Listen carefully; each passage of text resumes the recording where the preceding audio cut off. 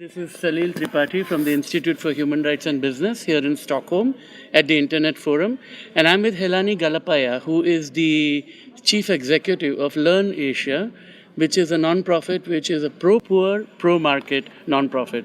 Now, just a short while ago, when we had this session, you talked about net neutrality. And one thing that I've been struggling with, and many people are probably struggling with, is what is the problem with making internet accessible to poor at a very low cost? Isn't that good for human rights? We certainly come from the camp that believes, LIRNEasia, when I say we come from the camp that believes that giving people access is a good thing.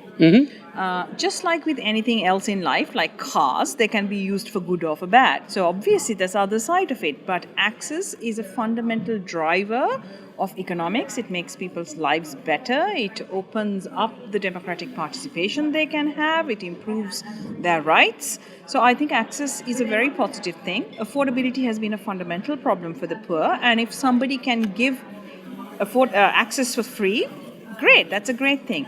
On top of that, we celebrate the fact that the free internet that's given by telecom operators or Facebooks or various people is given by the private sector. It is not public money that is going, and our countries have limited resources, and we can then use those limited resources in other areas.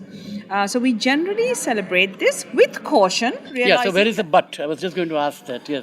We like the fact that this is given to people. Of course, the but is that we actually don't know enough about whether this will create a fundamentally different type of digital participation. At least that's the argument many people make. That is that this is creating a ghetto for poor people to stay within these walled gardens, and they will only consume that. However, our research is very clear that even well before the zero-rated phenomena, people were anyway staying within Facebook, for example. Even now, kids who have access to the full internet are only using social media. So social media is driving internet use, whether or not you're a price-sensitive user, whether or not you're on a zero-rated package. So I think those are just the facts. But we are zero-rated package. Can you explain it quickly for people who don't know what it is? So people in the developing world consume metered internet. That is, everybody will buy for let's say $10. You get 5 gigs or some bucket of data that you can consume. Zero-rated means there's some types of content defined by the operator or the content provider that doesn't count towards your package. And what's common is for very attractive content like social media, WhatsApp, certain music to be zero-rated. So the most common example is for Facebook to strike a deal with the operator where a certain version without video and without pictures of Facebook will be offered for free. So it doesn't count towards my 5 gigs of data per month, for example. So you can unlimited consume it. There are other variations where it's not necessarily free, but for an additional 5 rupees a month or something, I get to consume a large amount of Facebook. But any other content that's not Facebook, I have to pay the normal rates, and that's usually higher. But can an economic argument be made that these things are not free? If you want to watch certain content or if you want to read an article in a newspaper, somebody has to be paid for it, and why should it be for free? Sure. It is not free in the sense even now. It is free to the user, this particular thing, but somebody is paying the bill. And who's paying the bill? At the moment, it is either advertising driven, or in the case of like Internet.org or Free Basics, it is the telecom operator. Why are they doing it? You know that we have under 20% of our people online in South Asia, for example. Operators are under pressure to increase revenues, right? And voice revenues are going down. So they want people to adopt more data packages. If people are not coming online and using data, they are trying, it's like a gym membership. I'll give you 2 months free membership, and then maybe in the 3rd month you'll see the benefits and start paying me, right? And that's where this conversion rate comes in, where if you give it away for free, and after a few months, days or something, they start paying, then it makes it worthwhile for this investment to happen. So the people who don't pay after the 2nd or 3rd month, do they lose access altogether? That really depends on the country. So in the case of Free Basics or Internet.org, that seems to be a pretty continuous thing. They keep getting access over time. But if they, of course, even these people, if they want to go outside to any other content that's outside of the walled garden, they have to pay. But in some countries, we have seen, let's say, a 3-month introductory offer. When you buy a SIM and you sign up for this service, for 3 months, you get certain things free. After that, you lose the freeness of it unless you have become a paying subscriber. So you see different flavors. So when you look at it like any other utility, people have been talking about water and electricity as examples.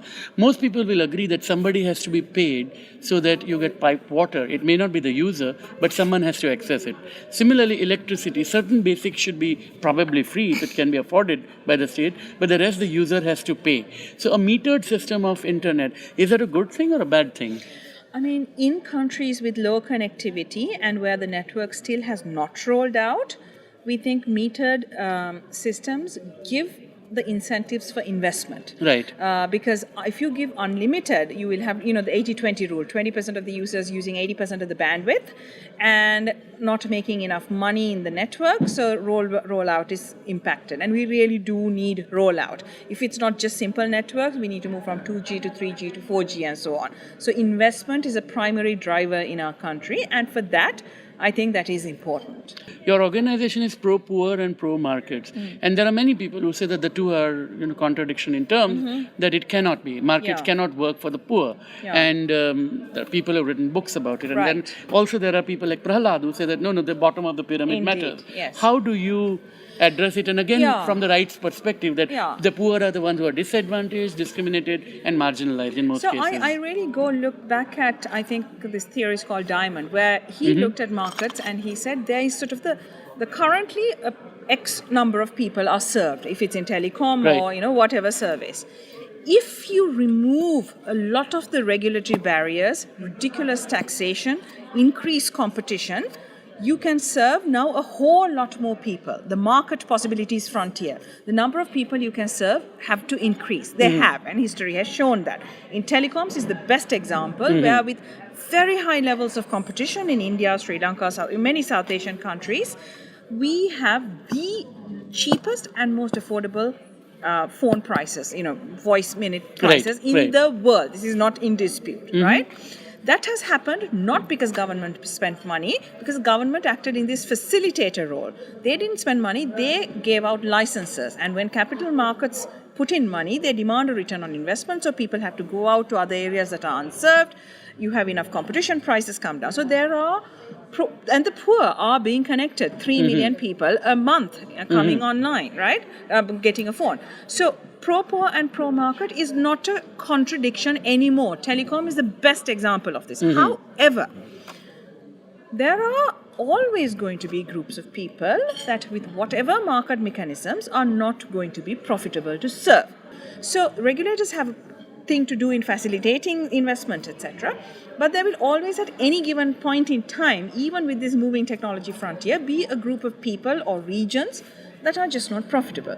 And there, I think the solution is for the government to come in through mechanisms that don't distort the market. So, for example, demand-side vouchers where users can walk in and use internet cafes, as opposed to subsidizing the whole cafe, but creating the demand so that when users are over time willing to pay, you don't need to keep giving those vouchers. So there are very creative mechanisms that have been used across the world where certain types of government money have actually helped to connect the unconnected. So there is a role for government, always, not just the facilitation, occasionally for even investment in marginal areas. Yeah, and we would argue, and probably you would agree, that the governments also have a role to ensure that the thing is well regulated to start with and the rights are protected. Absolutely, absolutely. And I mean, our general mantra has been competition where possible, because that takes care of a lot of ills. Because, if people don't like your wall garden, you just get another sim and move. But there are areas where there is either not possible to have a lot of competition, or at the moment there isn't competition.